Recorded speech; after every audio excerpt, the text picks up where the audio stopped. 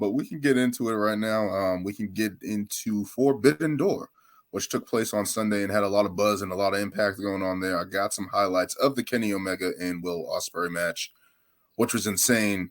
What do you guys think about that matchup that happened and was just most likely match of the night, match of the year candidate? Like that's let me go, Brian. Let me go, Brian. Yeah, let me go. All right. Go ahead. I'm not gonna lie.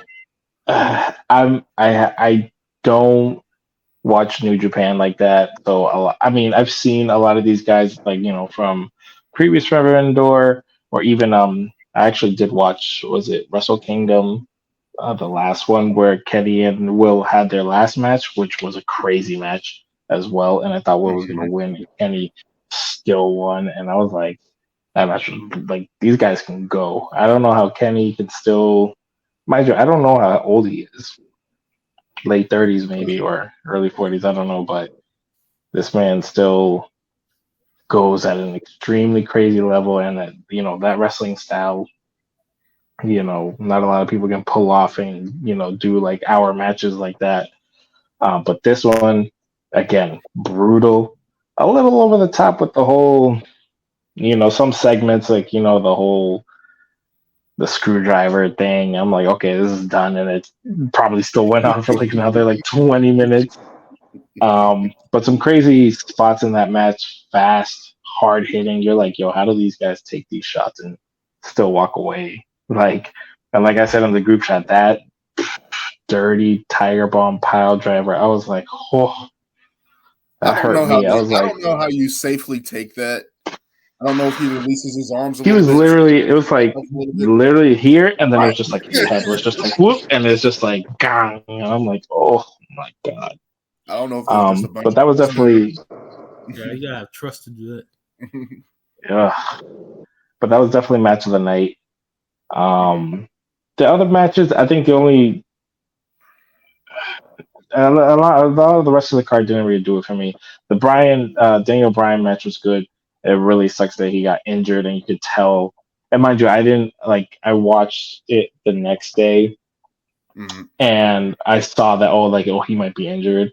And then in the match, you see it when he's like, literally can't even do the crossface because he can't use his right arm. And I'm like, oh. Yeah, Brian was telling me, and I'm like, that sucks, man.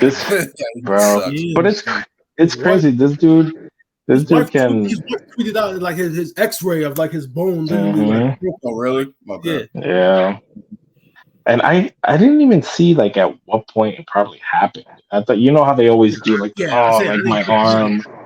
Yeah, and he was just like, you kind of see the bend a little, but you can tell he's like, yo, I can't use my right arm. And but the match. Yeah, he still did. And you would like the quad. Like, how do you finish that match? I don't know. And to still put on, still good. The other matches, I don't know, they didn't impress me as much. A couple of, I don't know, I'm not a huge fan of these like multi-man tag matches. Like if it's not either for like a trios title, tag titles, whatever, it's just like, oh, these group of people have beef with these group of people. Let's put them all in the match. And I'm like, okay. It doesn't really do it for me. And I know Forbidden Door, it wasn't like really a story-driven pay-per-view. I mean, the story between Will and Kenny is there, but it was more so just like dream match type stuff, like just putting people together and be like, oh, look, you would never see this person, that person go at it or whatever. But that was still a great pay-per-view, I think. Maybe not as great as some of the other ones, but that Kenny and Will Osprey match was top notch and probably one of the matches of the year, honestly. In my eyes. Yeah. Well, the show kind of have like a good mixture of title matches with AEW against New Japan, and there were a couple of stories like the Elite and the Blackpool Combat Club with the addition of Eddie Kingston. So they did, and Takeshita. So there were a couple of stories. Before I get into Omega and Osprey, I do want to say that the disappointment match of the night was the New Japan title match between Sanada and Jungle Boy. I never really felt like they got their like momentum going, and they're really fast. Honestly, when they said Jungle Boy was going to be the one to challenge him, my first thought was you got this deep talent roster, and your whole style is about in ring. And I know Jungle Boy is one of your 4 pillars, but I feel like you could have put somebody else up against him.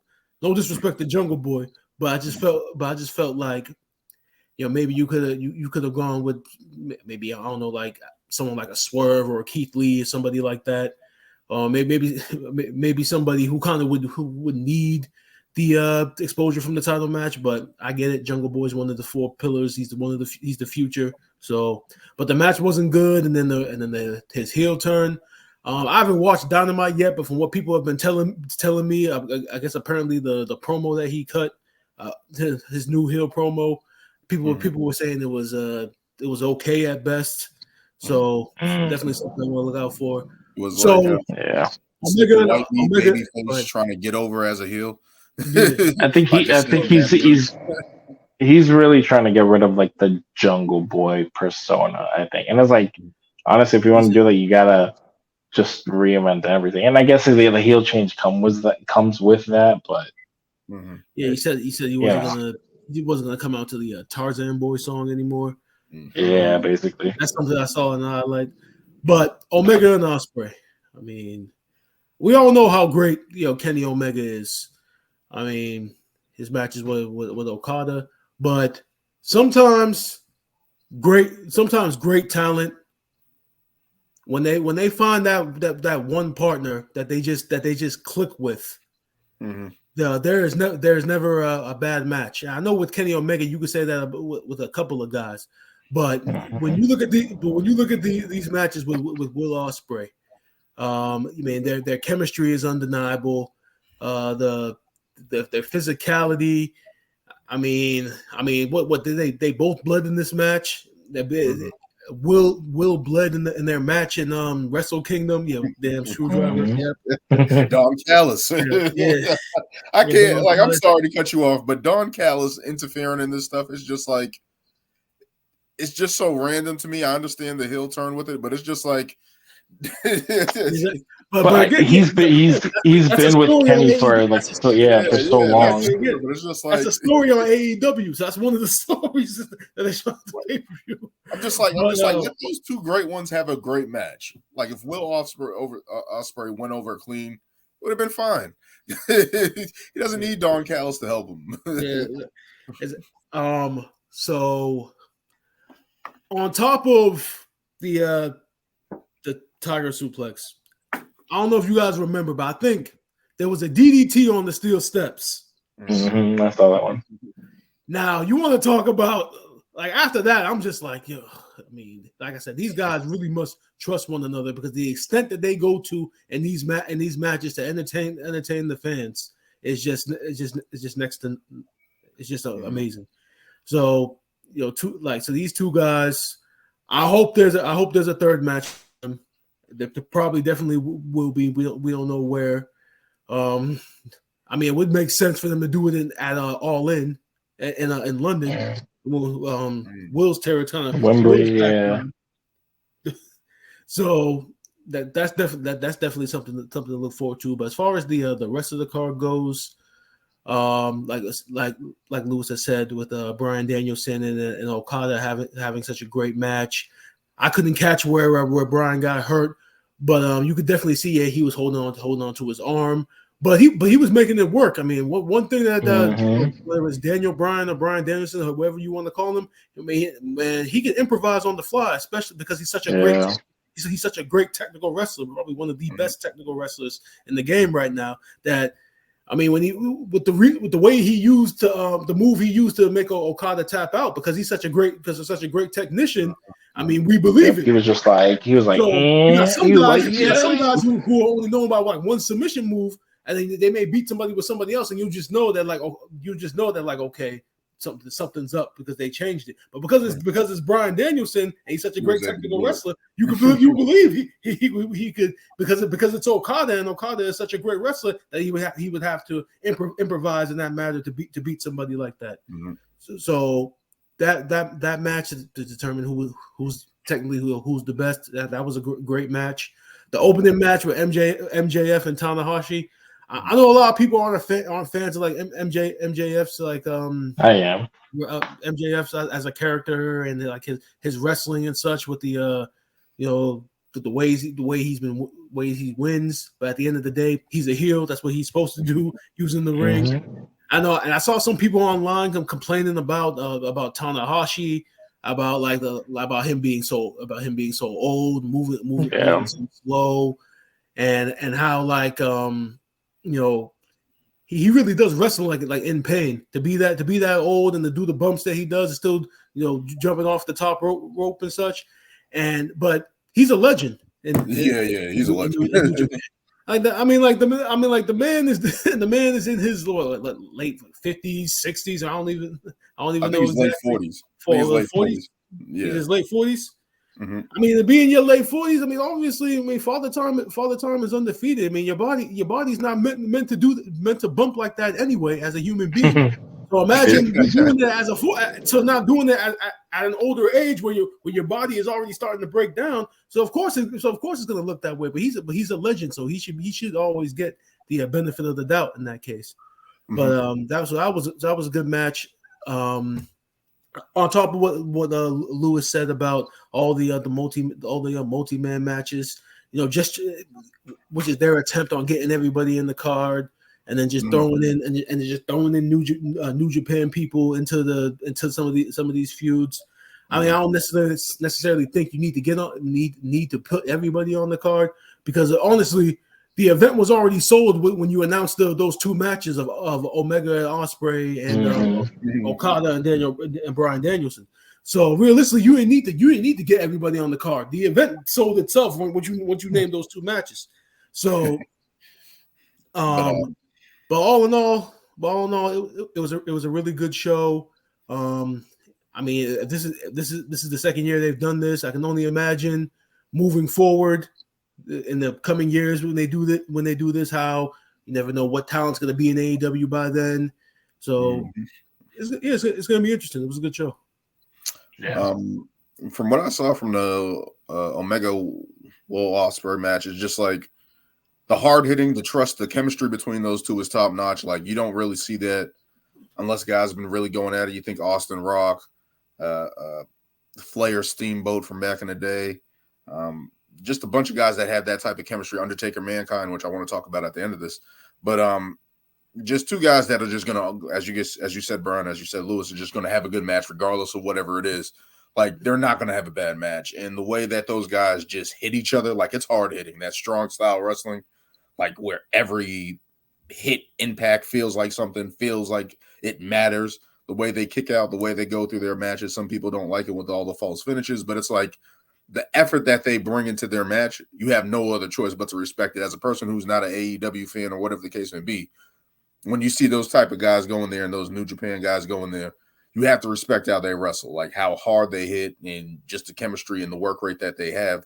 But yeah, that was an awesome match. Daniel Bryan, one of the best wrestlers, technical wrestlers. We know about his Ring of Honor work, to go in there, injure himself, and then be able to work through that and put on a classic with Okada. Who I was surprised that Daniel got the win over a guy like Okada, because he's like New Japan's top star. Like, he's their guy, like the born moneymaker. For him to lose like that, and now unfortunately Bryan's hurt, it's like you probably would have had another match at some point, or where Daniel goes to Japan and works with Okada over there. That would have been interesting to see, but hopefully he's able to get back healthy and get back on the right track. But I was surprised he got the win over New Japan's top star, regardless. And he made him tap too.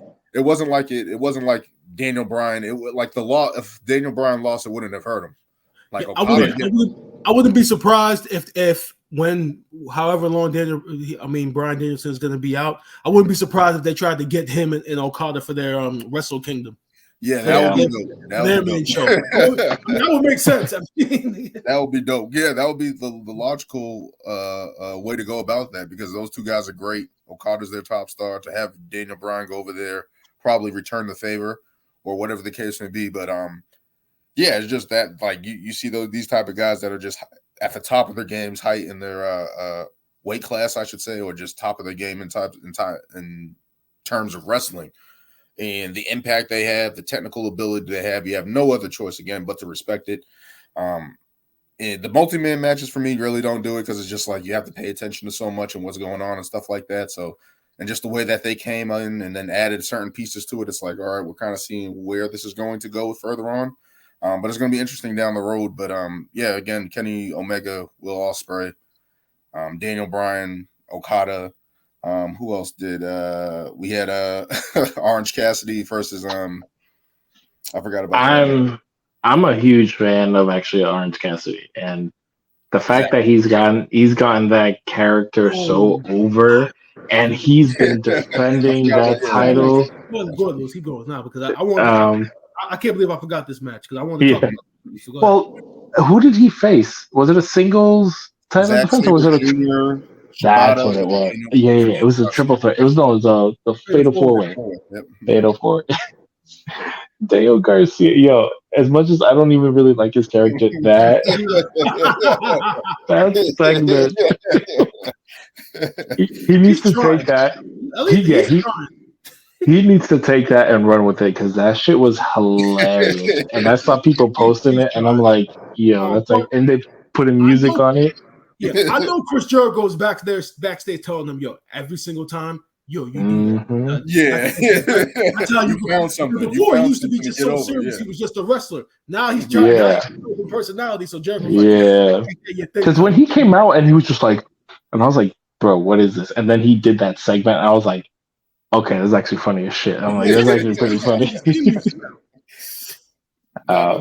That was an entertaining match. Like, that was hard. But yeah, I'm a big Orange Cassidy fan because when this dude first came in, and I was like, and the funny thing is, a lot of these guys like Chris Jericho, Daniel Bryan are all like, yo, I didn't get his thing at all, and then now they're like, okay, this man's putting in work. Like his style, it's like the whole nonchalant shit, but this man can go. He wrestles. Like, he's literally like a Darby Allin, but like opposite. It's legit, like literally the complete opposite, and it's hilarious. So, in talking about that fatal four-way, Zack Sabre Jr. My God, man, that guy is so good. Mm-hmm. I mean, he's top 5 for technical wrestlers in the world right now. Mm-hmm. I mean, they tried to get a match with him and Bryan Danielson last Forbidden Door, but Bryan Danielson was hurt. So I can only imagine eventually when they face off what that's going to be like. They're both going to have broken arms and broken legs and still. As brilliant as Orange Cassidy was, I feel like Zack Sabre Jr. was the standout in this match. Yeah. I mean, the way he's able to transition from like submissions, I mean, his reverses and the how smooth he is in the ring. It's just, Zack Sabre Jr. He's real good. Yeah. I like Zack Sabre Jr. Nah, he's a beast. He's a beast, man. But Forbidden Door, another successful one for those guys there. Really putting both those companies on the map. It brings new eyes, brings both worlds to AEW New Japan Wrestling, especially people who've never seen New Japan Wrestling. To see it like that in that manner definitely brings eyes to their product as well. So it's always going to be successful when you at least put those type of technical wrestlers on the board there. For AEW New Japan, it's going to do numbers, and it was very impressive. We can get into